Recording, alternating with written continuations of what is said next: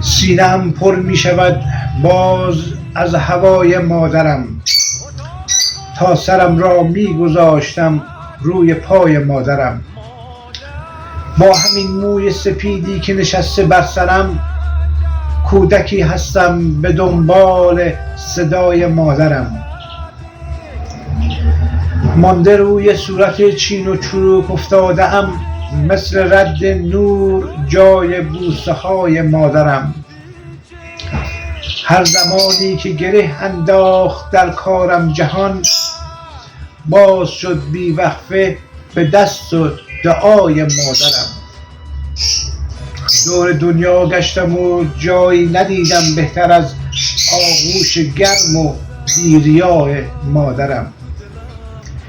کم ندارم هیچ چیزی با وجود او، ولی کاش کم میشد از قرص و دوای مادرم.